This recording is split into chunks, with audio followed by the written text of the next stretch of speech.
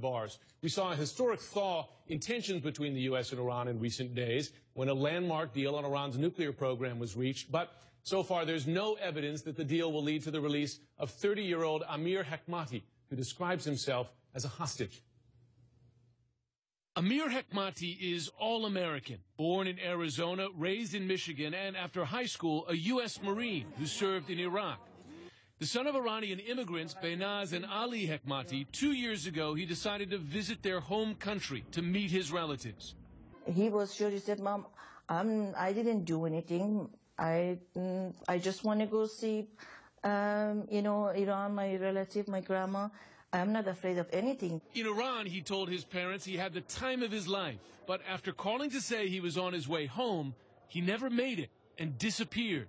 It was only after 3 agonizing months that his family found out he had been imprisoned by the Iranian government, convicted and sentenced to death as an American spy.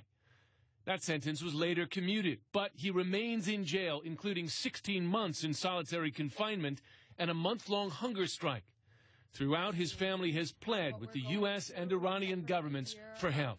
And we just hope that we are reaching the ears of, especially now with this new transition in government in Iran, the ears of the right people. Now, with the election of a more moderate Iranian president, Hassan Rouhani, they have new hope that Amir will finally go free.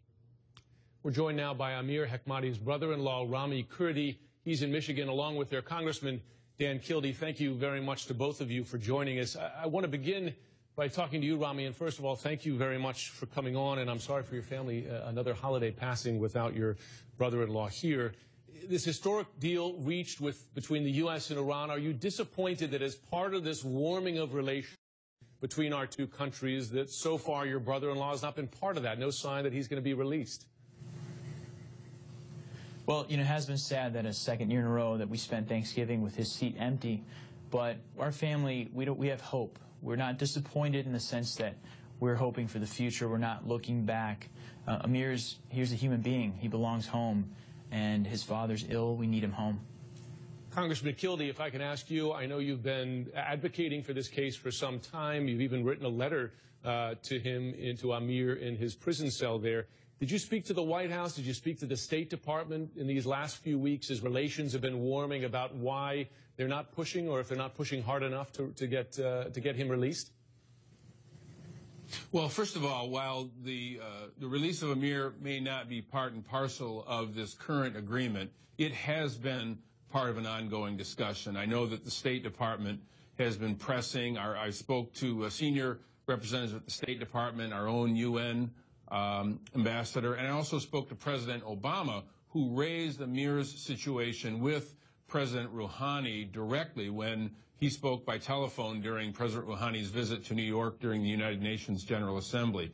So I'm confident that our government is doing all that it can to get Amir out. The real question is whether we can trust Iran to live up to this agreement. And one tangible point of proof that we can trust them is if they take a step toward the global community by releasing Amir Hekmati and the other prisoners that are being held.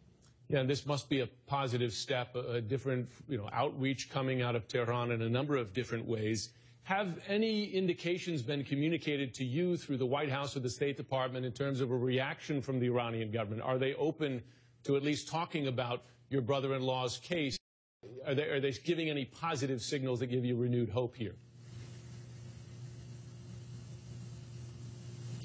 Well, I know from my point of view, and then Ramy might have another perspective, but I'm confident that ongoing direct communication during the current nuclear negotiations include, sidebar discussions about Amir and about the other Americans being held. So, I think there's reason for us to have some hope and optimism, but the real question, again, is whether the Iranians will respond.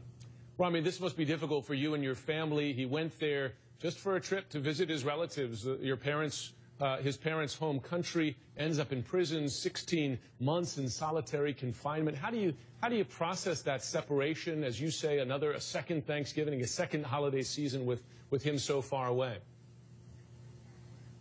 Well, our family, we have freedom guilt. We see that we enjoy holidays and sunny days. We know Amir's not with us. Every day is an urgent day for us to bring him home. You know, the politicians are working very hard for us. Washington, Congressman Kildee, we're very grateful. We just want everyone to go home and look at their families every day and know that they're with them, whether they be in Iran in the judiciary. We have a lot of respect for Iran. We ask them to recognize Amir as a human being, look at him as a family member. He's endured enough, and it's time for him to come home, and we need him home. We're looking forward now. Ramy, I wonder if I could just give you one last word. If you had a message for the Iranian government, what would you say right now? With great respect, we ask them to place great urgency on Amir's case. We want them to recognize his role in the world as a human being. He belongs here. He's not had due process, but we're not looking back. We want them to recognize what he's endured and to expedite this as quickly as possible. We need him home as soon as possible. And we ask that sincerely. We hope your family gets the wish. Thanks very much to you, Ramy Kurdi.